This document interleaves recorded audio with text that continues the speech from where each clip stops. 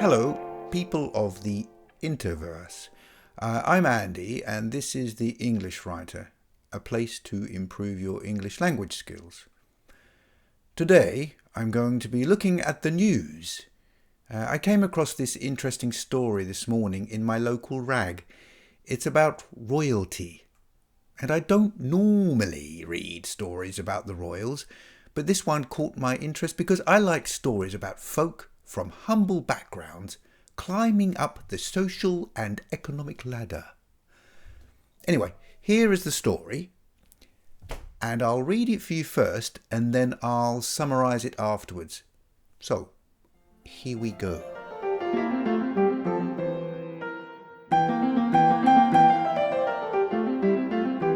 Poor girl marries prince. A poor girl from Paris has married the prince. Cinderella, 18, met the young royal at last month's big ball event at the palace. The surprise wedding was the result of a long search by the prince's father to find a suitable wife for his bachelor son, and has now made the teenage servant girl the talk of the town. "I'm just so happy to be with someone so wonderful," Cinderella said. "I had no idea he was the prince when I met him. He just seemed like a really charming man." Until last month, Cinderella was an unknown girl working as a cleaner for her stepmother and two older stepsisters. Although she came from a successful merchant family, Cinderella lived a life of poverty, and she was prevented from attending the royal dance at the palace. However, it is now known that the former scullery maid was able to go to the party after she was helped by her fairy godmother. The witch used her magic to provide the teen with clothes, a carriage, and servants to attend the lavish event, although her identity had to be hidden. Due to time restrictions on the spell, Cinderella left the ball in a hurry, leaving behind one of her glass slippers and a smitten prince. It was this unusual footwear that allowed the future king to launch a successful city-wide search to find the mysterious guest. "I just knew she was the woman for me," the prince said. "I couldn't marry anyone else." The newlyweds are said to be making plans for a honeymoon tour following their whirlwind romance.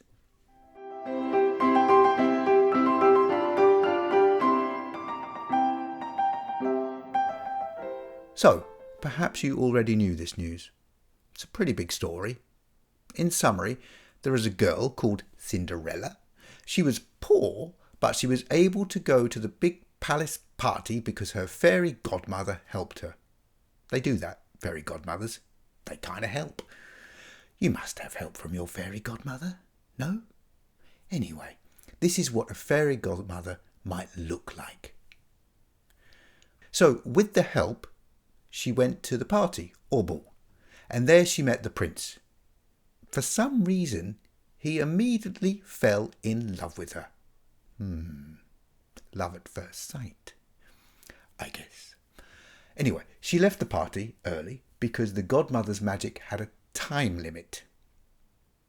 But she left her glass slipper, and then the prince found the slipper. The prince looked for the girl and used the slipper to check it was really her, the girl from the party.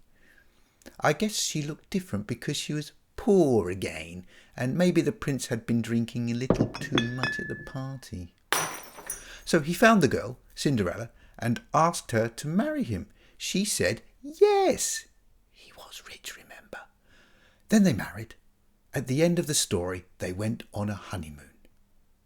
I didn't see if there was an update, but that's where the story ends. So,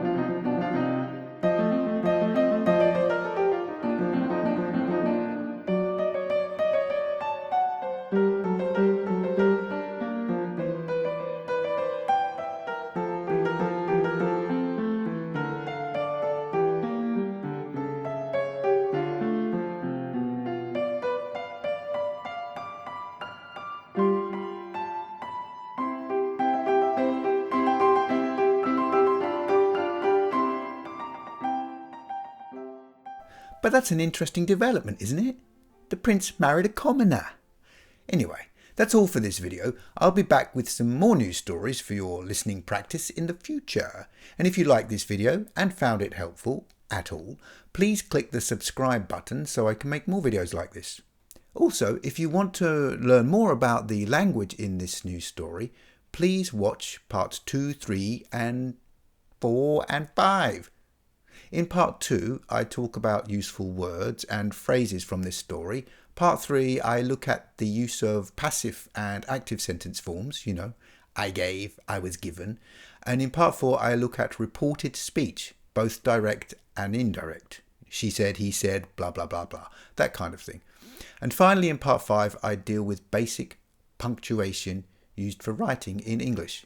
Commas, full stops, capitals, speech marks, and the like. It's useful for those who need to write or just always get confused. So, see you in part 2, 3, 4, 5 or somewhere else. And until then, bye for now.